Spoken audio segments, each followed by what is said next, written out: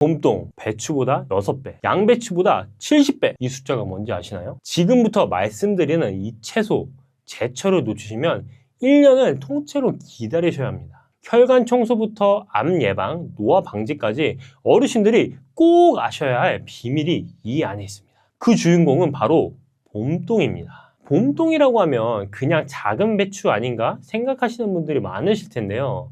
일반 배추와는 전혀 다릅니다. 겨울 추위를 온몸으로 버티면서 잎이 안으로 말리지 못하고 땅바닥에 납작 엎드려 자라는데, 이 과정에서 영양소가 입속에 꽉꽉 눌러 담기게 돼요. 봄동 100g에 들어있는 베타카로틴이 926 마이크로그램입니다. 배추가 145 마이크로그램이니까 6배가 넘어가고, 양배추 13 마이크로그램과 비교하면 70배가 넘죠. 비타민C도 23mg 이상이라 일반 배추보다 훨씬 풍부합니다. 건강 챙긴다고 영양제 드시는 분들 많으시죠?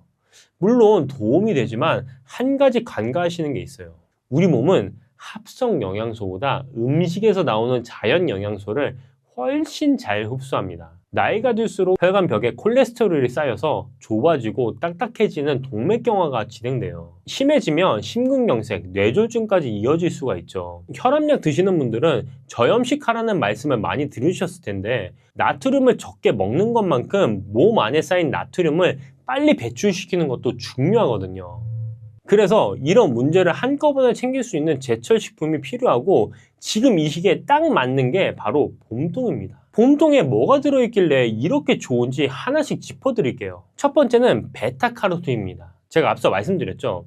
우리 몸에 들어가면 비타민 A로 바뀌면서 피부 세포를 보호하고 눈 건강을 지켜줘요. 강력한 항산화 작용으로 활성산소를 잡아줍니다. 쉽게 말하면 우리 몸에 쌓인 녹을 닦아내는 역할이에요. 두 번째는 칼륨인데요. 짜게 드시는 분들한테 꼭 필요한 성분입니다. 몸 안에 쌓인 나트륨을 밖으로 내보내 혈압을 안정시키고 동맥경화를 예방해줘요. 몸이 잘 붓는 분들한테도 칼륨이 붓기를 빼주니까 일석이조입니다. 대신 신장 환자분들은 조심하셔야겠죠. 자, 셋째, 글루코시놀레이트라는 성분이에요. 이게 몸에 들어가면 설포라판이라는 물질로 바뀌면서 암세포의 성장을 억제합니다. 위암, 대장암, 폐암 예방에 효과가 있다고 알려져 있죠. 자, 네 번째는 식이섬유입니다. 이 식이섬유는 장 연동 운동을 도와서 변비를 예방하고 나쁜 콜레스테롤 흡수를 막아 혈관 건강에도 도움이 돼요. 포만감이 오래가서 체중 관리에도 좋고요. 봄동 100g당 칼로리가 20에서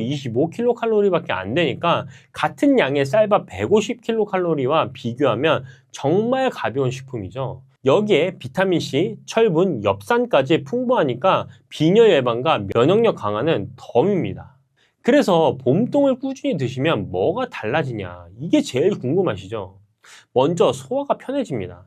식이섬유가 장을 깨끗하게 청소해 주니까 아침 화장실이 수월해지고 속이 편하면 하루 컨디션 자체가 달라져요. 그 다음은 피부인데요. 베타카로틴과 비타민C가 콜라겐 생성을 도와주니까 2주쯤 꾸준히 드시면 얼굴에 생기가 돌아가시는 분들이 많아져요. 철분과 엽산이 혈액을 깨끗하게 해주면서 안색 자체가 밝아지는 거죠. 찌개를 드시던 분들은 칼륨이 나트륨을 빼주면서 몸에 붓기가 빠지는 걸 느끼실 수가 있을 겁니다. 몸이 가벼워지면 외출도 즐거워지고 삶의 활력이 달라질 겁니다. 대한민국 정책 브리핑 공식 자료에 따르면 봄동에는 퀘르세틴, 캠페롤 같은 항암 성분이 풍부하다고 밝히고 있습니다. 하이닥에서도 봄동의 베타카로틴이 배추의 6배 이상이며 동맥경화, 암 예방에 효과적이라고 보도했습니다. 농촌진흥청은 봄동 두부 무침을 공식 추천했고, 삼성 서울병원에서도 당뇨 환자 건강 개선을 위해 봄동 무침을 권장한 기록이 있어요. 병원에서 추천할 정도면 검증된 거 아니겠어요? 어떻게 먹는 게 맛도 있고 영양도 최고로 좋을지 말씀드리겠습니다. 제가 특급 레시피 하나 알려드릴게요. 봄동 비빔밥입니다. 요즘 엄청 인기가 많죠. 먼저 봄동 한 포기를 준비하세요. 이 봄동은 땅에 붙어 자라는 채소라서 잎 사이사이에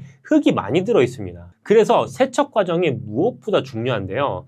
한 입씩 떼어난 뒤에 식초를 약간 탄 물에 5분 정도 담가주세요. 잔류 분수물을 제거하는데 도움이 됩니다. 그 다음 흐르는 물에 한 장씩 펼쳐가면서 꼼꼼하게 씻어주세요. 특히 줄기 안쪽 부분까지 잘 확인하셔야 됩니다. 씻은 뒤에는 물기를 충분히 털어주시는 게 좋습니다. 물기가 많으면 양념이 묽어지고 맛이 싱거워질 수 있잖아요. 자, 이제 양념장을 만들어 볼게요. 다진 마늘 1큰술, 간장 2큰술, 들기름 2큰술, 고춧가루 1큰술, 액젓 1작은술을 넣고 잘 섞어주세요.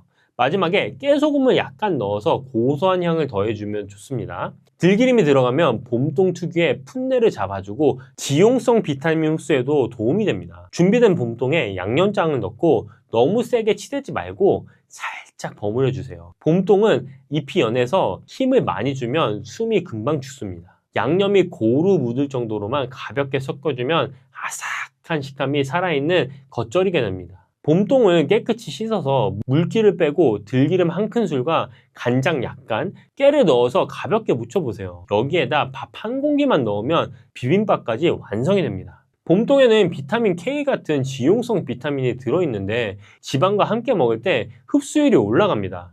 들기름에 풍부한 오메가3 지방산은 염증 완화에 도움을 주고 봄동의 항산화 성분과 함께 혈관 건강에 긍정적인 작용을 할 수 있습니다. 생으로 먹는 방식이기 때문에 영양 손실도 적습니다. 자, 이제는 봄동과 함께 먹으면 몸에 보약이 되는 음식을 소개해 드릴게요. 자, 첫 번째, 고등어입니다. 기름기 있는 고등어 한 점을 봄동에 싸서 드셔보세요. 고등어의 오메가3 지방산은 혈관 건강에 도움을 주고 봄동의 항산화 성분은 산화 스트레스를 낮추는 데 도움을 줍니다. 지방이 있는 생선과 함께 먹으면 봄동의 지용성 비타민 흡수도 높아집니다. 기름진 생선의 느끼함을 봄동의 상큼한 맛이 잡아주니까 맛과 영양을 동시에 챙길 수 있는 거예요. 자, 두 번째는 봄동 굴 무침입니다. 봄동을 먹기 좋게 썰어 넣고 고춧가루와 다진 마늘, 식초를 약간 넣어서 가볍게 무쳐보세요. 굴에는 아연과 철분이 풍부한데 봄동에 들어있는 비타민 C가 철분 흡수를 도와줍니다.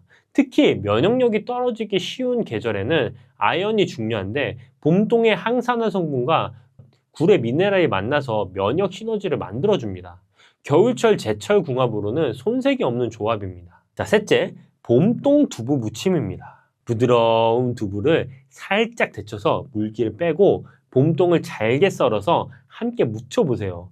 간장과 참기름으로 간을 맞추면 담백한 반찬이 됩니다. 두부는 양질의 식물성 단백질과 칼슘이 풍부하고 봄동 역시 칼슘이 들어있어서 뼈 건강에도 도움이 됩니다. 특히 단백질이 부족하기 쉬운 어르신들한테는 봄동의 비타민과 두부의 단백질이 서로를 보완해주는 좋은 조합입니다. 꼭 기억하실 점은 베타카로틴이 기름에 녹는 지용성이라 참기름이나 들기름과 함께 드셔야 흡수율이 확 올라가는 거예요. 이렇게 좋은 봄동도 잘못 먹으면 독이 됩니다. 딱 이것만 기억하세요.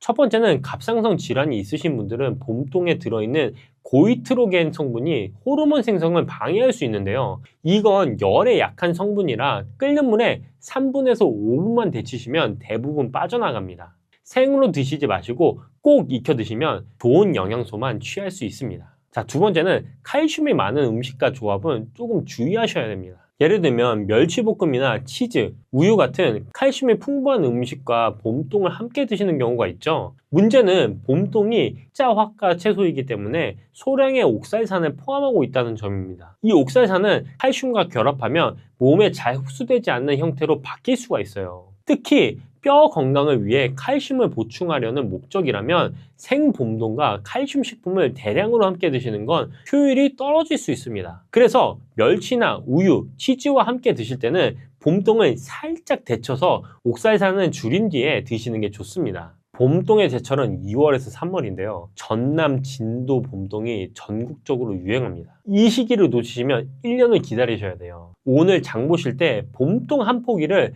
꼭 담아보세요. 그리고 진도 봄동은 이 밑에 링크로 저희가 달아놨습니다. 봄이 어르신들한테 보내는 첫 번째 선물, 놓치면 정말 아깝습니다. 여러분, 혹시 요즘 눈이 쉽게 피로하시거나 오후만 되면 기운이 쭉 빠지는 느낌 드시진 않으세요? 아니면 괜히 다리가 무겁고 혈액순환이 잘 안 되는 것 같은 느낌 드실 때 있으시죠? 저도 그랬습니다. 나이 탓이겠거니 하고 그냥 넘기곤 했어요. 그런데 말이에요. 오늘 제가 여러분께 소개해드릴 음식이 있습니다. 시장 가시면 싱싱하게 뛰어다니는 것도 보이고 찌개에도 들어가고 볶음밥에도 들어가는 그 음식, 탱글탱글하고 고소한 맛이 일품이죠. 네, 바로 새우입니다. 에이, 새우가 뭐 특별하다고 이렇게 생각하실 수도 있어요. 그런데요, 우리 조상들은 새우를 귀한 음식으로 여겼습니다. 동의보감에 보면 새우를 기력을 보충하고 몸을 따뜻하게 하는 음식이라고 기록해놨거든요. 옛날 분들이 괜히 그런 말씀을 하신 게 아니에요. 현대 영양학에서도 새우는 바다의 보약이라고 불립니다. 특히 식품의약품안전처에서는 새우에 들어있는 아스타잔틴이라는 성분이 눈의 피로 개선에 효과가 있다고 공식적으로 인정했어요. 비타민 E보다 550배, 비타민 C보다 6000배나 강력한 항산화 작용을 한다는 연구 결과도 있습니다. 새우 한 마리에 이렇게 대단한 비밀이 숨어 있었던 거예요. 오늘은 이 탱글탱글한 보물, 새우에 대해서 제대로 한번 파헤쳐 보려고 합니다. 먼저 혈압 걱정 되시는 분들, 눈 건강 챙기시는 분들께 새우가 어떻게 도움이 되는지 알려드릴게요. 그리고 새우와 함께 드시면 효과가 2배, 3배로 좋아지는 음식도 있습니다. 우리 조상들이 아욱국에 새우젓을 넣어 드신 데는 다 이유가 있었거든요. 하지만 여기서 중요한 게 있습니다. 새우가 아무리 좋아도 이걸 함께 드시면 안 되는 음식이 있어요. 특히 맥주랑 새우를 같이 드시는 분들 많으시잖아요. 이 조합이 왜 위험한지, 어떤 분들이 조심하셔야 하는지도 오늘 꼭 짚어드릴게요. 그리고 마지막에는 새우를 가장 건강하게 드실 수 있는 특별한 요리법도 알려드리겠습니다. 스페인 사람들이 오래 건강하게 사는 비결이 담긴 요리인데요. 집에서도 쉽게 만드실 수 있어요. 좋은 것만 알려드리면 반쪽짜리 정보잖아요. 주의해야 할 것까지 다 알아야 진짜 도움이 되는 거니까요. 그럼 지금부터 차근차근 이야기 나눠보겠습니다. 자, 그럼 우리 몸 이야기부터 해볼까요? 나이가 들면 여러 가지가 걱정되시죠? 혈압도 그렇고 눈도 예전 같지 않고 면역력도 떨어지는 것 같고요. 예전에는 밤새 책을 봐도 끄떡 없었는데 요즘은 조금만 화면을 봐도 눈이 뻑뻑하고 피곤하시죠? 오후만 되면 기운이 푹 빠지는 분들도 계시고요. 아침에는 그래도 괜찮은데 점심 먹고 나면 나른해지고 뭘 해도 의욕이 안 나는 분들이 많으세요. 혈관 건강도 걱정이시죠? 콜레스테롤 수치가 높다고 하니까 뭘 먹어도 걱정이 되고, 그렇다고 맛있는 거 안 먹자니 삶에 낙이 없고요. 단백질은 챙겨 먹어야 한다는데 고기는 기름지고 소화도 잘 안 되는 것 같고, 그리고 이런 증상들 그냥 나이 탓이려니 하고 넘기시는 분들이 참 많으세요. 원래 나이 들면 다 그런 거지 하시면서요. 그런데 이게 쌓이면 어떻게 될까요? 눈 피로가 계속되면 시력에도 영향을 주고 혈관 건강이 나빠지면 심혈관 질환으로도 이어질 수 있습니다. 그렇다면 왜 이런 문제들이 생기는 걸까요? 우리 몸은 나이가 들면서 여러 가지가 변합니다. 혈관도 예전처럼 탄력이 좋지 않고 세포도 점점 노화가 진행되죠. 이건 자연스러운 현상이에요. 누구나 겪는 일입니다. 여기에 생활 습관이 더해지면 문제가 더 커집니다. 요즘 우리가 먹는 음식들, 기름지고 짠 것들이 많잖아요. 배달 음식도 많이 드시고 간편하게 드시려다 보니 영양 균형이 안 맞는 경우가 많습니다. 특히 단백질이 부족한 분들이 많으세요. 단백질이 부족하면 근육이 빠지고 면역력도 떨어지고 피로도 쉽게 느끼게 됩니다. 눈 건강도 마찬가지예요. 요즘은 스마트폰도 보시고 TV도 많이 보시잖아요. 이런 블루라이트에 계속 노출되면 눈이 쉽게 피로해지고 시력에도 영향을 줍니다. 그리고 활성산소라는 게 있습니다. 우리가 숨을 쉬고 에너지를 만드는 과정에서 자연스럽게 생기는 건데요. 이게 많아지면 세포를 손상시키고 노화를 촉진시킵니다. 나이가 들수록 이 활성산소를 없애는 능력이 떨어지거든요. 이런 복합적인 원인들이 하나 둘씩 쌓이면서 우리 몸에 부담을 주는 겁니다. 하루아침에 생긴 문제가 아니라 오랜 시간 조금씩 쌓여온 거예요. 해결책도 거창할 필요가 없습니다. 매일 조금씩 꾸준히 좋은 걸 드시면 됩니다. 그리고 좋은 것 중에 하나가 바로 오늘의 주인공 새우입니다. 새우에는 타우린, 아스타잔틴, 셀레늄 같은 성분들이 풍부하게 들어있거든요. 자, 이제 본격적으로 새우가 왜 좋은지 말씀드릴게요. 첫 번째, 심혈관 건강에 정말 좋습니다. 새우에는 타우린이라는 아미노산이 풍부하게 들어있어요. 이 타우린이 혈압을 조절하고 나쁜 콜레스테롤을 억제하고 좋은 콜레스테롤은 높여주는 역할을 합니다. 동맥경화나 심근경색 예방에 도움이 되는 거죠.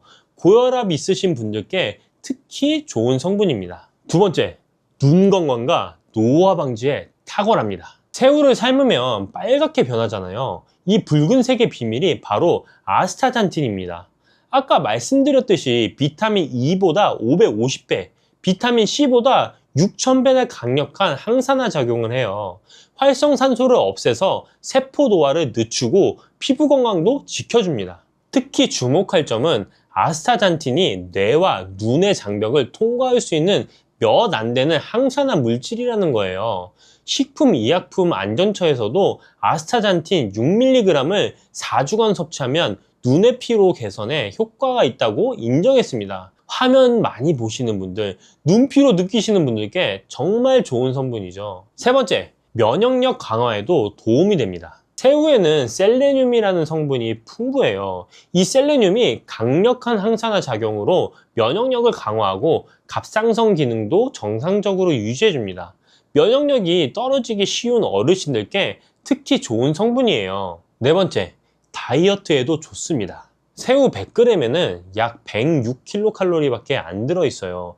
같은 양의 돼지고기가 250kcal, 소고기가 270kcal인 것에 비하면 절반도 안 되는 거죠. 그런데 단백질은 아주 풍부하고 지방은 1.3%밖에 안 됩니다.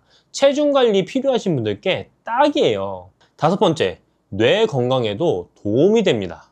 새우에 들어있는 오메가3와 콜린이라는 성분이 기억력 개선에 도움을 줍니다. 깜빡깜빡 하는 게 늘어나셨다면 새우를 꾸준히 드셔보세요. 그럼 새우를 어떻게 드시면 가장 좋을까요? 그리고 어떤 음식과 함께 드시면 효과가 더 좋아질까요? 첫 번째는 아욱과 함께 드시면 영양 균형이 맞아요. 우리 조상들이 아욱국에 새우젓을 넣어 드신 거 아시죠? 이게 단순히 맛 때문만이 아니었어요. 새우는 산성식품이고 단백질이 풍부한 반면에 아욱은 알칼리성 식품으로 비타민과 섬유질이 풍부합니다. 두 음식이 만나면 영양의 균형이 맞춰지면서 소화도 잘 돼요. 아욱국이나 아욱죽에 새우를 넣어 드시면 몸에 부담 없이 영양을 섭취할 수 있습니다. 두 번째, 표고버섯과 함께 드시면 칼슘 흡수가 잘 돼요. 표고버섯에는 에르고스테린이라는 성분이 있는데 이게 비타민 B로 변환되면서 새우의 칼슘 흡수를 도와줍니다. 표고버섯 자체도 콜레스테롤을 낮추는 효과가 있어서 새우의 콜레스테롤이 걱정되시는 분들께 좋은 조합이에요. 새우볶음이나 새우찜에 표고버섯을 함께 넣어보세요. 세 번째, 마늘과 함께 드시면 혈관 건강에 시너지가 납니다. 마늘에 알리신 성분이 새우의 비타민 B1 흡수율을 높여줘요. 알리신 자체도 혈압을 낮추고 콜레스테롤을 분해하는 효과가 있어서 새우의 타우린과 함께 심혈관 건강에 시너지를 냅니다. 마늘을 조리하실 때는 다진 후에 10분 정도 놓아두시면 알리신이 더 많이 생성돼요. 이 부분을 꼭 기억해 두세요. 네 번째, 올리브오일과 함께 드시면 영양 흡수가 극대화됩니다. 새우의 아스타잔틴은 지용성 성분이에요. 기름과 함께 드셔야 흡수가 잘 됩니다.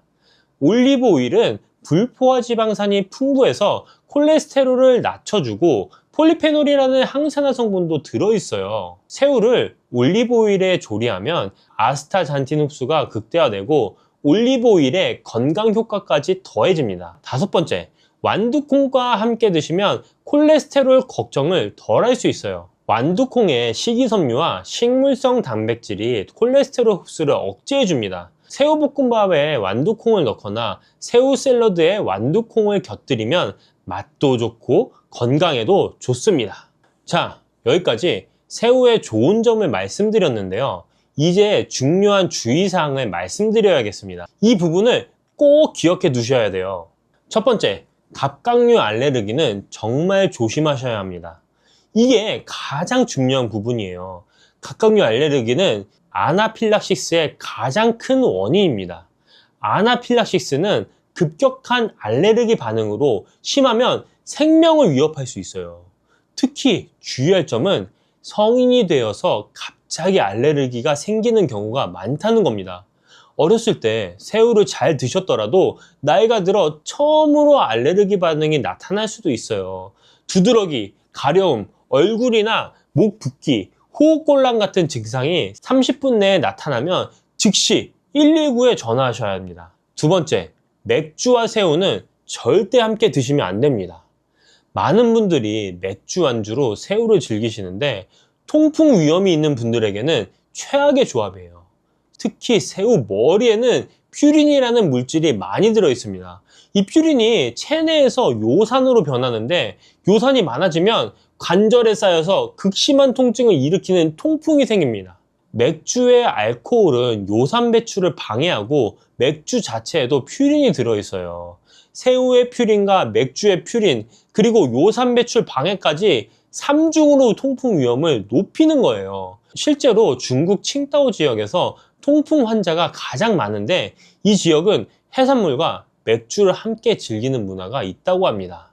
세 번째, 콜레스테롤 걱정은 조리법에 달려 있어요. 새우에 콜레스테롤이 많아서 안 좋다는 말 들어보셨죠? 근데 미국 심장협회에서는 새우에 불포화 지방산이 많아서 콜레스테롤 걱정 없이 먹을 수 있다고 발표했어요. 한 연구에서는 하루 300g의 새우를 섭취했을 때 오히려 좋은 콜레스테롤이 12% 증가하고 중성지방이 13% 감소했다는 결과도 있습니다. 다만 조리법이 중요합니다. 새우 자체는 괜찮아도 튀김옷을 입혀서 기름에 튀기면 상황이 달라져요. 찌거나 삶아서 드시는 게 가장 건강한 방법입니다. 자, 네 번째, 신장 질환이 있으신 분들은 주치의와 상의하세요. 신장 기능이 저하되신 분들은 단백질과 인의 섭취를 제한해야 하는 경우가 많습니다. 새우는 단백질과 인 함량이 높으니까 반드시 담당 의사 선생님과 상의 후 섭취량을 결정하세요. 다섯 번째, 통풍 있으신 분들은 새우 머리를 꼭 제거하세요. 새우 머리에는 퓨린이 100g당 약 700mg이나 들어있어요.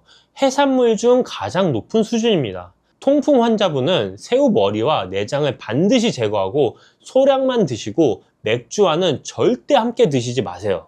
자, 이제 새우를 가장 건강하게 드실 수 있는 특별한 요리를 알려드릴게요. 아까 새우와 마늘, 새우와 올리브 오일의 조합이 얼마나 좋은지 말씀드렸잖아요.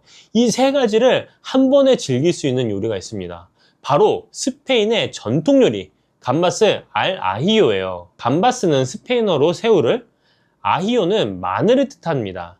올리브 오일에 마늘과 새우를 넣어서 낮은 온도에서 천천히 익히는 요리인데요.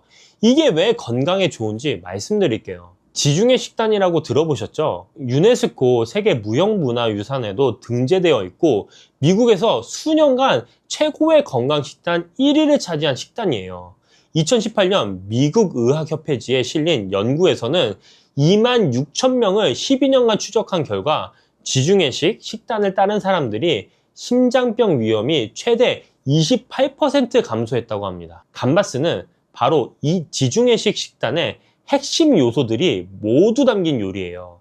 새우의 아스타잔틴은 지용성이라 올리브오일과 함께 조리하면 흡수율이 극대화됩니다. 마늘의 알리신은 새우의 비타민 B1 흡수를 도와주고 혈관 건강에도 시너지를 내요.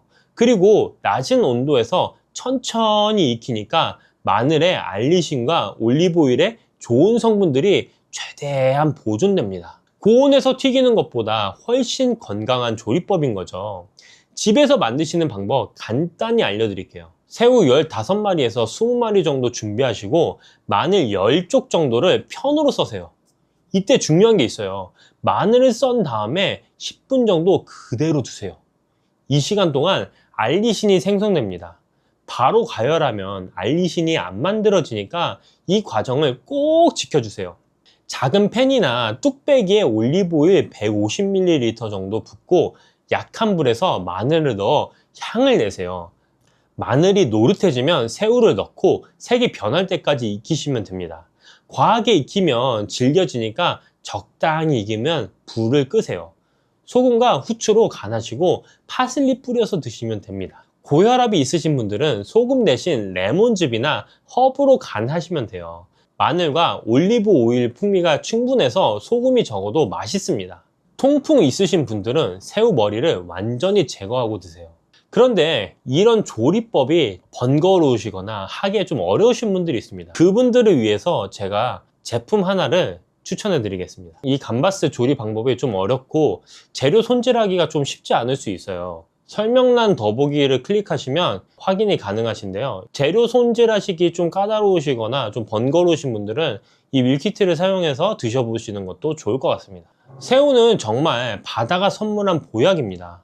타우린이 혈압을 조절하고 혈관 건강을 지켜주고, 아스타잔틴이 눈 피로를 풀어주고 노화를 늦춰줍니다. 셀레늄이 면역을 강화해주고, 저칼로리 고단백이라 체중 관리에도 좋아요. 드실 때는 아욱, 표고버섯, 마늘, 올리브오일, 완두콩과 함께 드시면 효과가 더 좋습니다.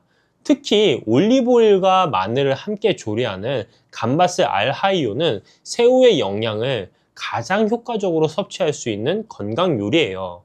다만 갑각류 알레르기는 성인도 갑자기 생길 수 있으니까 조심하시고, 맥주와 새우는 절대 함께 드시면 안 됩니다. 통풍 위험이 높아지거든요.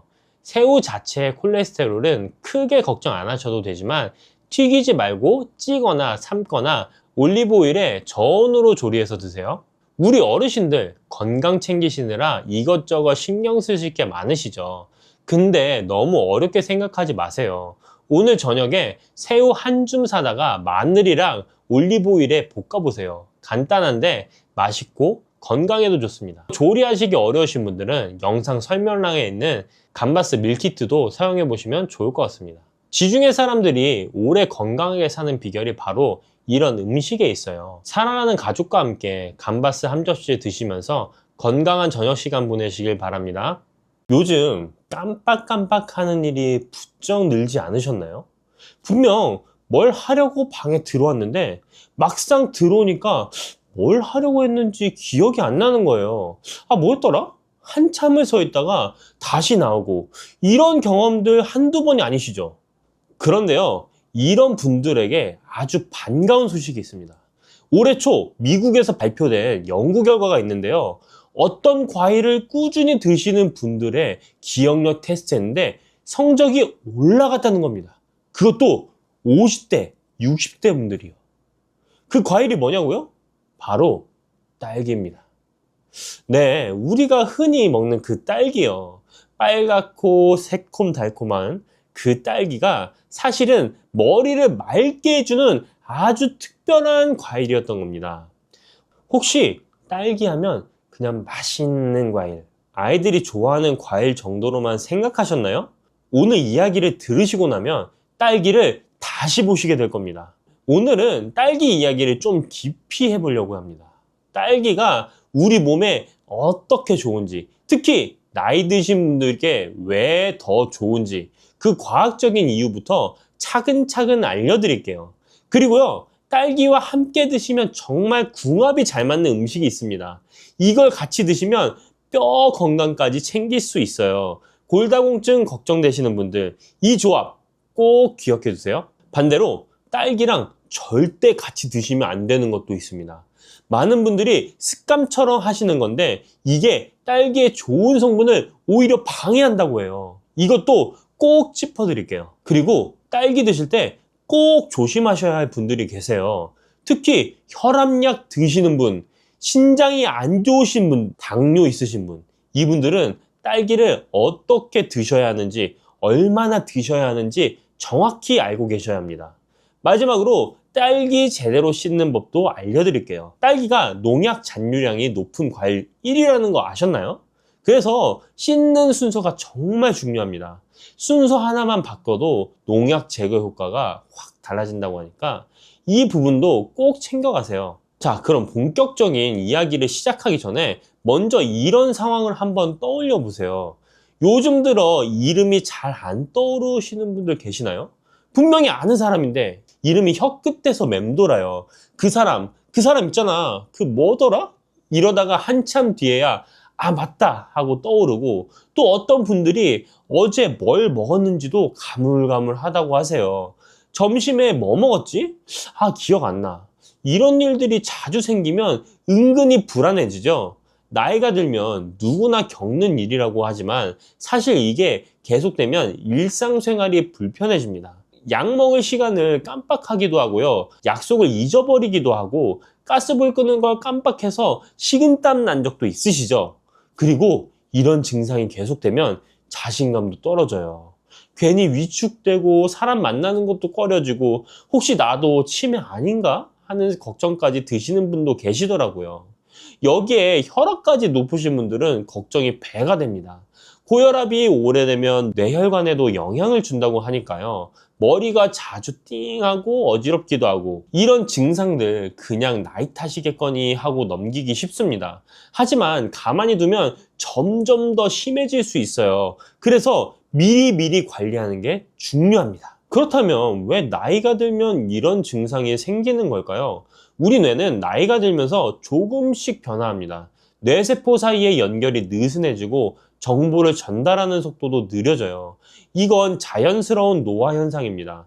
그런데 문제는 여기서 활성산소라는 녀석이 끼어든다는 겁니다. 활성산소는 우리가 숨 쉬고 음식을 소화하는 과정에서 자연스럽게 생기는 물질인데요.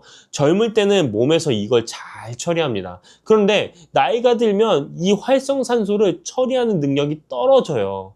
그러면 활성산소가 뇌세포를 공격합니다. 세포막을 손상시키고 세포 안에 중요한 물질들을 망가뜨려요. 이렇게 쌓이고 쌓이면 기억력이 떨어지고 인지 기능이 저하되는 겁니다.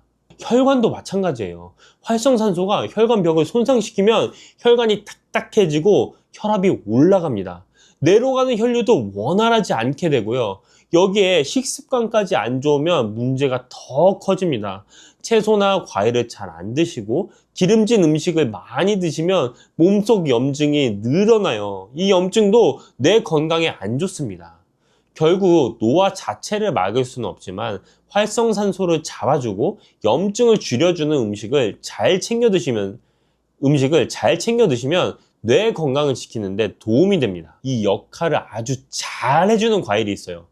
네, 오늘의 주인공 딸기입니다. 딸기가 뇌 건강에 좋다는 건 그냥 하는 말이 아닙니다. 올해 발표된 연구 결과가 이걸 과학적으로 증명했거든요. 2025년 3월, 바로 작년이죠. 미국 샌디에고 주립학교 연구팀이 국제학술지에 발표한 연구가 있습니다. 이 연구는 65세 이상 건강한 성인 35명을 대상으로 8주간 진행됐어요. 참가자들은 매일 동결건조 딸기 분말을 섭취했는데요. 이게 신선한 딸기로 치면 하루에 320g 정도 되는 양입니다. 중간 크기 딸기로 20개 정도 된다고 보시면 됩니다. 8주 후에 어떤 결과가 나왔냐면요. 딸기를 드신 분들의 인지 처리 속도가 눈에 띄게 빨라졌습니다. 인지 처리 속도라는 건 정보를 얼마나 빨리 이해하고 반응하느냐는 건데요. 쉽게 말해서 머리 회전이 빨라졌다는 거예요. 그리고 혈압도 낮아졌습니다. 특히 수축기 혈압이 감소했어요. 고혈압 걱정되시는 분들께 정말 반가운 소식이죠. 같은 해 1월에는 미국 신시내티 대학교에서도 비슷한 연구 결과를 발표했습니다. 이 연구는 50세에서 65세 사이에 약간의 인지기능 저하가 있는 분들 대상으로 했는데요. 딸기를 꾸준히 드시는 분들이 기억력 테스트에서 성적이 올라갔고 우울증 증상도 줄었다고 합니다. 연구팀은 딸기 섭취가 치매 위험을 줄이는데 기여할 수 있다고 결론을 내렸어요. 이런 효과가 나타나는 이유가 뭘까요? 바로 딸기에 들어있는 특별한 성분들 때문입니다. 첫 번째는 안토시아닌입니다. 딸기의 빨간색을 만드는 색소인데요. 이 안토시아닌이 강력한 항산화 작용을 합니다. 아까 말씀드린 활성산소, 이걸 잡아주는 거예요. 뇌세포를 보호하고 혈관도 깨끗하게 해줍니다. 두 번째는 비타민 C입니다. 딸기의 비타민 C 함량은 정말 대단해요. 레몬의 2배, 귤의 1.5배, 사과의 무려 10배나 됩니다. 중간 크기 딸기 5개에서 6개만 드셔도 하루 필요한 비타민C를 다 채울 수 있어요. 비타민C도 강력한 항산화제입니다. 면역력을 높여주고 피부 건강에도 좋고요. 스트레스 받을 때 체내에서 비타민C가 많이 소모되는데 딸기로 이걸 보충할 수 있습니다. 세 번째는 엘라그산이라는 성분입니다.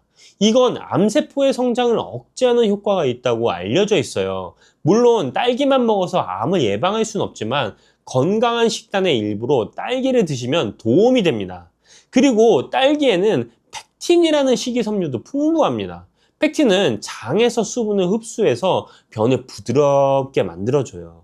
변비 있으신 분들께 정말 좋습니다. 장이 편해지니까 아침마다 속이 가볍고 기분도 좋아지시더라고요. 눈 건강에도 좋습니다. 안토시아닌이 망막의 시각색소 재생을 도와줘요. 어두운 데서 잘 안 보이시는 분, 눈이 쉽게 피로해지시는 분들께 딸기가 도움이 됩니다. 이렇게 좋은 점이 많은데 열량은 어떨까요? 딸기 100g에 고작 27칼로리밖에 안 됩니다. 부담 없이 드실 수 있는 거예요. 자, 그러면 딸기를 어떻게 드시는 게 좋을까요? 실제로 생활에서 활용하실 수 있는 방법을 알려드릴게요. 가장 좋은 방법은 생으로 드시는 겁니다. 딸기는 생으로 드실 때 영양소 흡수율이 가장 높아요. 특히 비타민C는 열에 약해서 가열하면 상당 부분이 파괴됩니다. 신선한 딸기를 깨끗이 씻어서 그대로 드시는 게 최고입니다. 씹기가 불편하신 분들은 딸기를 작게 잘라서 드시거나 포크로 가볍게 으깨서 드셔도 됩니다. 그리고 딸기와 궁합이 정말 잘 맞는 음식이 있어요. 바로 우유입니다. 딸기에는 단백질이 부족한데 우유가 이걸 보충해 줍니다. 딸기의 신맛이 우유와 만나면 부드럽게 중화되고요. 더 중요한 건 딸기에 들어있는 구연산이 우유의 칼슘 흡수를 촉진한다는 것입니다. 골다공증 예방이 필요한 시니어분들에게는 딸기 우유는 맛과 건강을 동시에 챙길 수 있는 좋은 조합이에요. 딸기 5개에서 6개를 으깨거나 믹서기에 갈아서 우유 1컵과 섞으시면 됩니다. 단맛을 원하시면 꿀을 조금 넣으셔도 좋고요. 요거트와 함께 드시는 것도 추천드려요. 요거트의 유산균과 딸기의 식이섬유가 만나면 장 건강에 시너지 효과가 납니다. 아침에 플레인 요거트에 딸기 몇 개 얹어서 드시면 든든하고 건강한 한 끼가 됩니다. 여기에 아몬드나 호두 같은 견과류를 뿌리시면 더 좋아요. 오트밀에 딸기를 곁들이시는 것도 좋습니다. 오트밀을 끓여서 죽처럼 만든 다음에 불을 끄고 식힌 후에 딸기를 얹으세요. 딸기를 나중에 넣는 이유는 비타민C 손실을 막기 위해서입니다. 섭취량은 어느 정도가 적당할까요? 하루에 딸기 150g 정도, 중간 크기로 7개에서 8개 정도가 적당합니다. 한꺼번에 다 드시지 말고 아침, 저녁으로 나눠서 드시는 것도 좋은 방법이에요. 이렇게 좋은 딸기지만 모든 분께 다 좋은 건 아닙니다. 몇 가지 조심하셔야 할 점이 있어요. 첫 번째는 딸기 알레르기입니다. 딸기는 과일 중에서 알레르기를 유발하기 쉬운 편이에요. 증상은 가볍게는 입술이나 입 주위가 가렵거나 두드러기가 나는 정도이고요. 심하면 천식 증상이 나타나거나 복통, 설사가 생길 수 있습니다. 아주 드물게는 호흡 곤란까지 올 수 있어요. 특히 자작나무 꽃가루 알레르기가 있으신 분들은 딸기에도 반응할 수 있습니다. 이건 꽃가루와 딸기에 비슷한 단백질 구조가 있어서 면역 체계가 혼동하기 때문이에요. 딸기를 처음 드시거나 오랜만에 드시는 분은 소량부터 시작하세요. 몇 개 드셔보시고 이상이 없으면 양을 점차 늘리시는 게 안전합니다. 둘째, 당뇨병 있으신 분들 주의하세요. 딸기는 혈당 지수가 32에서 40 정도로 낮은 편입니다. 혈당 지수 55 이하면 저혈당 식품으로 분류되니까 딸기는 당뇨병 환자분들도 드실 수 있는 과일이에요. 하지만 양 조절은 꼭 하셔야 됩니다. 당뇨병 환자분들은 딸기를 한 번에 150g, 중간 크기로 7개 정도만 드시고 하루에 1회에서 2회 정도로 제한하시는 게 좋습니다. 아무리 혈당 지수가 낮아도 많이 드시면 혈당이 올라갈 수 있거든요. 특히 조심하셔야 할 건 딸기 가공식품입니다. 딸기 우유, 딸기잼, 딸기 케이크 같은 건 설탕이 많이 들어가 있어서 혈당을 확 올릴 수 있어요. 당뇨병 있으신 분들은 이런 가공식품은 피하시고 신선한 딸기만 드시는 게 좋습니다. 세 번째, 신장 질환이 있으신 분들입니다. 딸기에는 칼륨이 들어있습니다. 건강한 분들께는 칼륨이 좋은 영양소예요. 혈압 조절하고 근육 기능에 도움이 되거든요. 그런데 신장 기능이 떨어진 분들은 칼륨을 제대로 배출하지 못합니다. 그래서 혈중 칼륨 농도가 높아질 수 있는데 이게 심장박동에 이상을 일으킬 수 있어요. 신장 질환이 있으신 분들은 딸기 드시기 전에 꼭 담당 의사 선생님과 상담하시기 바랍니다. 네 번째, 딸기랑 같이 드시면 안 되는 게 있습니다. 많은 분들이 딸기에 설탕을 뿌려서 드시는데요. 이건 권장하지 않습니다. 설탕이 체내에서 비타민 B1의 흡수를 방해하거든요. 비타민 B1은 탄수화물 대사와 신경 기능에 중요한 영양소입니다. 딸기 본연의 단맛을 즐기시거나 정 단맛을 더하고 싶으시면 설탕 대신에 꿀을 소량만 사용하세요. 다섯 번째, 농약 문제입니다. 미국 환경연구그룹 조사에 따르면 딸기는 농약 잔류량이 높은 과일 1위입니다. 딸기는 껍질을 벗기지 않고 먹고 표면에 작은 씨앗들이 박혀 있어서 농약이 남기 쉬운 구조예요. 그래서 딸기는 반드시 제대로 씻어서 드셔야 합니다. 올바른 세척 방법을 알려드리겠습니다. 가장 중요한 건 꼭지를 떼기 전에 씻는 겁니다. 꼭지 주변에 농약이 많이 남아있는데 꼭지를 먼저 떼면 그쪽으로 물과 함께 농약이 스며들 수 있어요. 반드시 꼭지가 붙어있는 상태에서 세척을 끝내시고 그 다음에 꼭지를 떼세요. 기본 세척 방법은 이렇습니다. 큰 볼에 물을 받아서 딸기를 1분 정도 담가 두세요. 가볍게 흔들어 주시고요. 그 다음에는 흐르는 물에 30초 정도 헹구시면 됩니다. 딸기를 세게 문지르시면 안 돼요. 무르니까 쉽게 상합니다. 농약 제거 효과를 높이려면 베이킹소다를 활용하세요. 물 1리터에 베이킹소다 한 큰술을 녹인 다음에 딸기를 5분에서 10분 정도 담가두세요. 그리고 흐르는 물에 깨끗이 헹구시면 됩니다. 베이킹소다의 알칼리 성분이 산성인 농약을 중화시켜서 농약 제거 효과가 약 2배 높아진다고 합니다. 소금물도 효과가 있어요. 물 1리터에 소금 20g 정도 녹여서 담갔다가 헹구시면 됩니다. 씻은 딸기는 바로 드시는 게 가장 좋습니다. 물기가 남아있으면 쉽게 물러지고 곰팡이가 생겨요. 바로 안 드실 딸기는 씻지 말고 보관하셨다가 드시기 전에 씻으세요. 오늘 딸기 이야기 어떠셨나요? 정리해드리겠습니다. 올해 미국 샌디아고 주립대학교의 신시내티 대학교에서 발표한 연구에 따르면 딸기를 꾸준히 드신 시니어분들의 인지 기능이 좋아지고 혈압도 낮아지고 기억력도 향상됐습니다. 딸기가 치매 예방에 도움이 될 수 있다는 희망적인 결과입니다. 딸기에는 안토시아닌, 비타민C, 엘라그산 같은 강력한 항산화 성분이 풍부합니다. 이 성분들이 활성산소를 잡아주고 뇌세포와 혈관을 보호해줍니다. 비타민C는 레몬의 2배, 사과의 10배나 되고요. 면역력, 피부 건강, 눈 건강에도 좋습니다. 딸기는 우유나 요거트와 함께 드시면 칼슘 흡수가 잘 돼서 뼈 건강에도 도움이 됩니다. 하루에 중간 크기 7개에서 8개 정도 생으로 드시는 게 좋고요. 다만 알레르기 있으신 분들은 조심하시고 당뇨병 있으신 분들은 양을 조절하세요. 신장 질환이 있으신 분은 의사 선생님과 상담하시고요. 딸기에 설탕 뿌려 드시는 건 피하시고 농약 제거를 위해 꼭지 떼기 전에 꼭 깨끗이 씻어서 드세요. 요즘 딸기가 제철이죠. 마트에 가시면 빨갛고 탐스러운 딸기들이 가득해요. 오늘 장 보실 때 딸기 한 팩 담아오세요. 아침에 요거트에 얹어서 드시거나 간식으로 몇 개씩 드시면 건강도 챙기시고 맛있는 즐거움도 누리시길 바랍니다. 머리도 맑아지고 혈압도 관리되고 장도 편해지는 딸기, 이 작고 빨간 이 과일이 여러분의 건강한 노후를 응원합니다. 요즘 부쩍 기운이 없으시다거나 뼈 마디가 시큰시큰하고 아침에 일어나기가 유난히도 힘드신 분들 계시죠? 그냥 나이 들면 다 그런 거지 뭐 하고 넘기시는 분들 많으실 겁니다. 그런데요, 제가 오늘 여러분께 소개해드릴 음식 하나가 있습니다. 옛날 우리 어머니들이 겨울만 되면 꼭 챙겨 드시던 음식인데요. 바위에 타닥타닥 붙어 자라는 그 하얀 속살이 통통한 녀석 있잖아요. 네, 바로 굴입니다. 그런데 말이죠, 굴을 그냥 조개 중 하나라고 생각하시면 정말 큰 오산이에요. 굴에는 아주 특별한 발명이 있습니다. 뭔지 아세요? 바다의 우유입니다. 우유가 육지에서 나는 가장 완전한 식품이라면 굴은 바다에서 나는 가장 완전한 식품이라는 뜻이에요. 그리고 또 하나, 굴의 한자 이름이 석화인데요. 이게 무슨 뜻인지 아세요?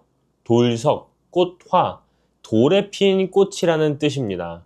바위에 붙어서 자란 굴을 멀리서 보면 마치 바위에 하얀 꽃이 핀 것처럼 보인다고 해서 붙여진 이름이에요. 참 예쁜 이름 아닙니까? 오늘은 이 바다의 우유, 돌에 핀 꽃, 굴에 대해서 제대로 한번 알아보려고 합니다. 굴이 왜 특히 좋은지, 어떤 성분이 우리 몸에 어떻게 작용하는지, 그리고 굴과 함께 먹으면 보약이 되는 음식은 뭔지, 반대로 절대 같이 드시면 안 되는 음식이 뭔지까지요. 혹시 굴 드시고 배탈 나신 경험 있으신 분들, 그래서 굴을 아예 멀리 하시는 분들도 계실 거예요. 걱정 마세요. 오늘 제가 안전하게 드시는 방법까지 다 알려드릴게요. 특히 뼈 건강 걱정되시는 분, 기억력이 예전 같지 않으신 분들, 혈관 건강 챙기고 싶으신 분들은 오늘 이 이야기를 꼭 끝까지 들어주세요. 나이가 들면 가장 먼저 걱정되는 게 뭘까요? 많은 분들이 뼈 건강을 뽑습니다. 예전엔 계단 오르내리는 거 아무렇지도 않았는데 요즘은 무릎이 시큰거려서 넘어지면 큰일 난다고 해서 겨울엔 외출도 조심스러웠습니다. 이런 말씀들 많이 하시잖아요. 실제로 우리나라 65세 이상 어르신들 중에 골다공증 진단을 받으신 분이 정말 많습니다. 특히 여성분들은 폐경 이후 급격하게 뼈가 약해지고요. 그리고 또 하나, 기억력 문제도 있습니다. 아, 그게 뭐였더라? 분명 알았는데? 방금 뭐 하려고 했더라? 이런 경험들 한두 번쯤 다 있으시죠? 가끔 깜빡하는 건 누구나 그럴 수 있어요. 하지만 이게 자꾸 반복되면 본인도 모르게 불안해지시잖아요. 거기다 혈압, 혈당, 콜레스테롤까지 신경 쓸 게 한두 가지가 아닙니다. 병원에서는 이것저것 챙겨 먹으라고 하는데 약만 한 움큼씩 드시다 보면 대체 뭘 어떻게 먹어야 되나 싶으실 때도 있으시죠? 그래서 오늘 제가 음식으로 이런 고민들을 조금이나마 덜어드리려고 합니다. 왜 나이가 들면 뼈가 약해지고 기억력이 떨어지고 혈관 건강이 나빠지는 걸까요? 먼저 뼈 이야기부터 해볼게요. 뼈는 살아있는 조직이에요. 평생 동안 낡은 뼈는 녹아 없어지고 새 뼈가 만들어지는 과정이 반복됩니다. 그런데 문제는 나이가 들수록 새 뼈가 만들어지는 속도보다 낡은 뼈가 녹는 속도가 더 빨라진다는 거예요. 마치 월급은 그대로인데 지출만 늘어나는 것처럼요. 여기에 칼슘 섭취가 부족하거나 비타민 D가 모자라거나 운동량이 줄어들면 뼈는 더 빠르게 약해집니다. 기억력도 마찬가지예요. 우리 뇌는 비타민 B12라는 영양소가 꼭 필요한데요. 이게 부족하면 신경세포가 제 기능을 못합니다. 서울대학교 의과대학 연구에 따르면 비타민 B12 결핍은 알츠하이머를 포함한 치매와 관련이 있다고 합니다. 혈관 건강은 또 어떻고요? 나이가 들면 혈관벽에 콜레스테롤이 쌓이기 쉬워집니다. 혈관이 좁아지면 혈압이 올라가고 심하면 동맥경화로 이어지죠. 그런데요, 이 세 가지 문제를 한꺼번에 도와줄 수 있는 식품이 있습니다. 바로 오늘의 주인공, 굴입니다.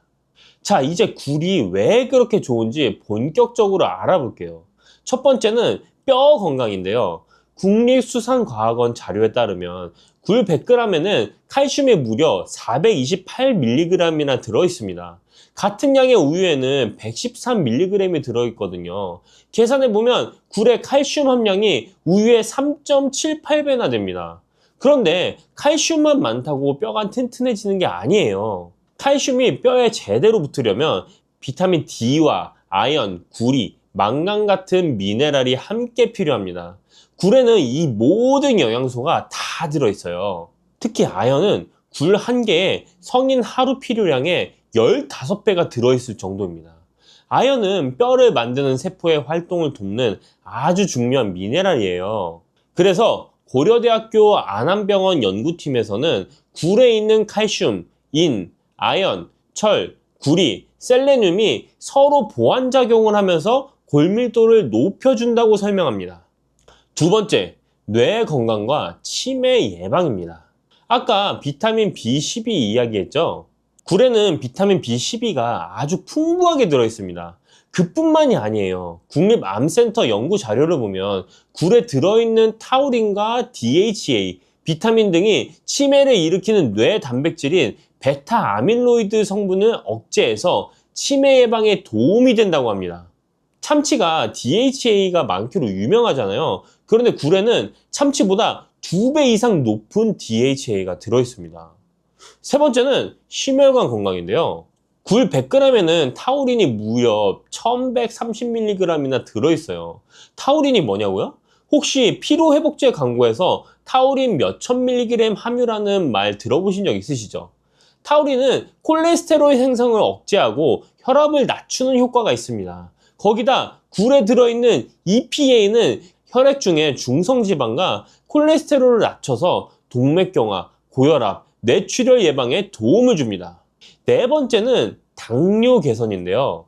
굴의 풍부한 아연은 인슐린 대사에 관여하는 필수 미네랄이에요. 농촌진흥청 자료에 따르면 굴의 비타민 A, B1, B2, 나이아신 그리고 특히 아연이 당뇨병 개선에 도움이 될 수 있다고 합니다.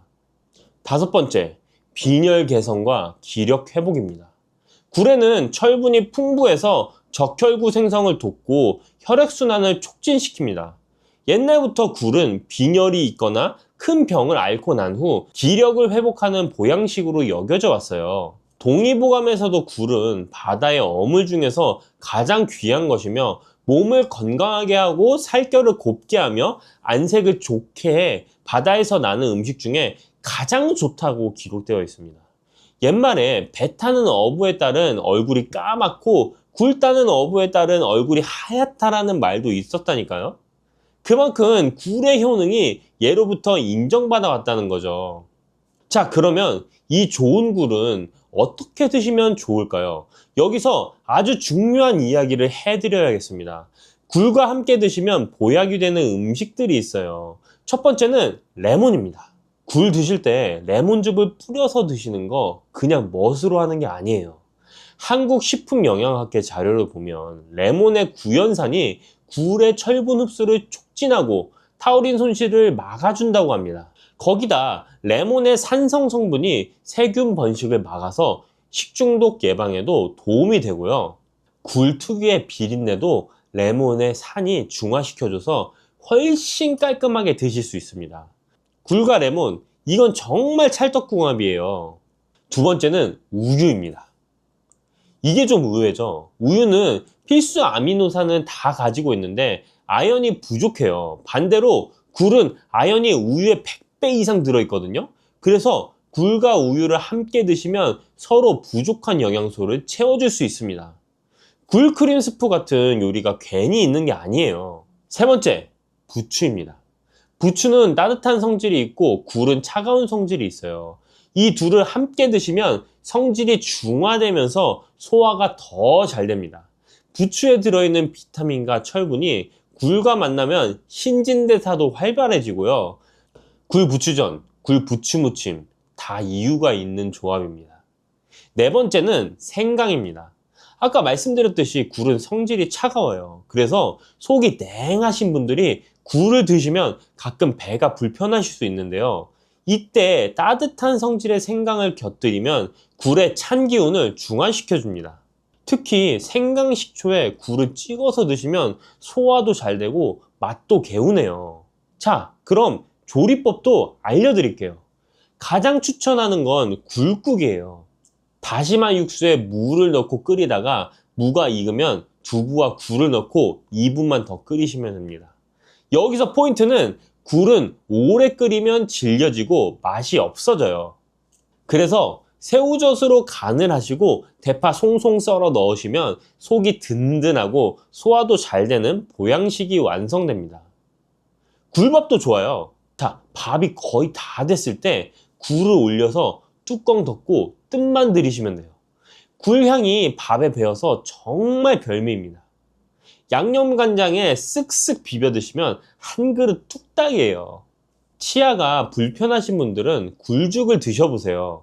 불린 쌀을 참기름에다 볶다가 물 붓고 끓이시고 쌀이 퍼지면 마지막에 굴 넣고 2에서 3분만 더 끓이시면 됩니다. 부드럽고 소화도 잘 되고 영양은 꽉 찬 보양죽이 완성돼요.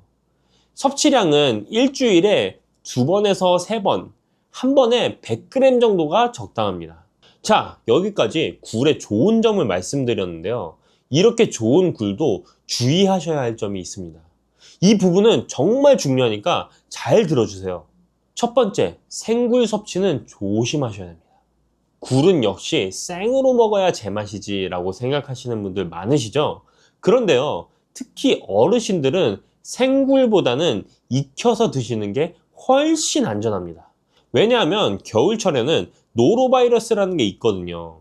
식품의약품안전처 통계를 보면 최근 5년간 노로바이러스 식중독이 243건 발생했는데 그 중에 49%가 12월부터 2월 사이 겨울철에 집중됐습니다. 굴은 바닷물을 여과하면서 자라는데 그 과정에서 바이러스가 농축될 수 있어요.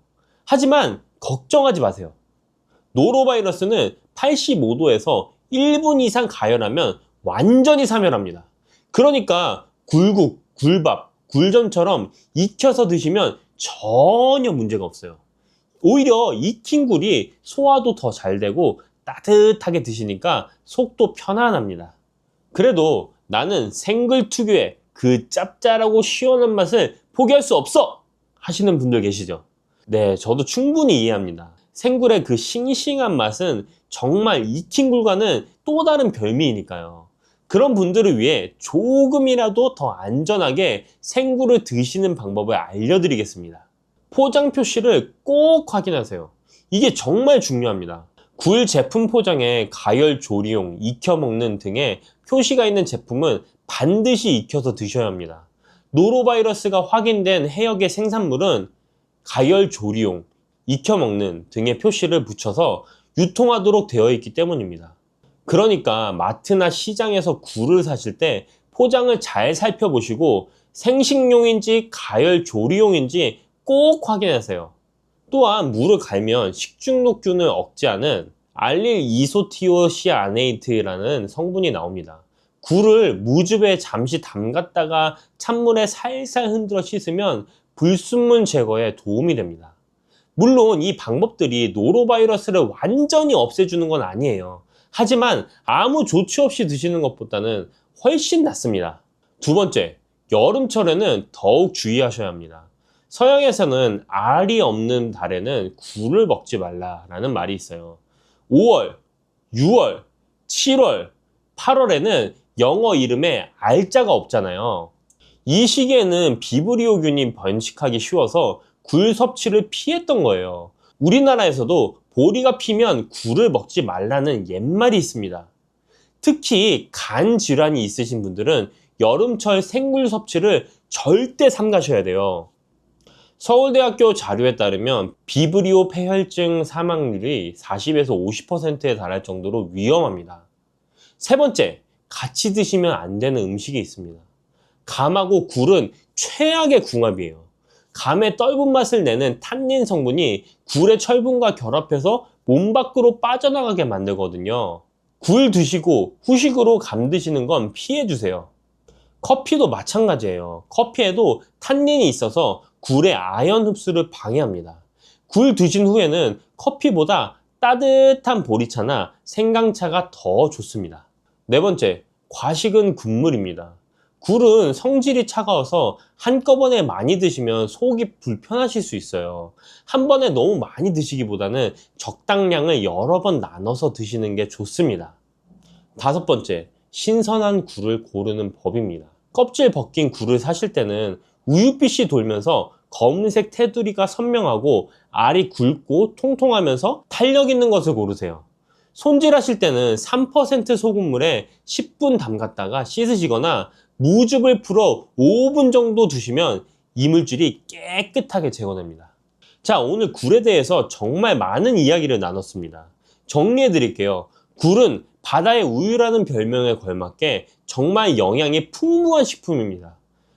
칼슘은 우유의 거의 4배, 단백질은 3배, DHA는 참치의 2배 이상, 특히 시니어분들께 중요한 뼈 건강, 뇌 건강, 심혈관 건강에 모두 도움이 되는 완전 보양식이에요. 레몬, 우유, 부추, 생강과 함께 드시면 효과가 더 좋아지고요. 감이나 커피는 피해 주시는 게 좋습니다. 그리고 가장 중요한 것, 생굴보다는 익혀서 드세요. 85도에서 1분 이상 가열하면 걱정 없이 안전하게 드실 수 있습니다. 굴국, 굴밥, 굴전, 굴죽 따뜻하게 익혀 드시면 소화도 잘 되고 속도 편하고 영양은 그대로 섭취하실 수 있어요. 이번 겨울 바다가 우리에게 선물한 돌에 핀 꽃, 굴로 건강 한번 챙겨보시는 건 어떨까요? 동의보감에서 바다에서 나는 음식 중에 가장 좋다라고 했던 그 굴, 옛 선조들의 지혜가 현대 과학으로도 증명되고 있습니다. 오늘 이야기가 여러분의 건강한 겨울나기에 조금이나마 도움이 되셨으면 좋겠습니다.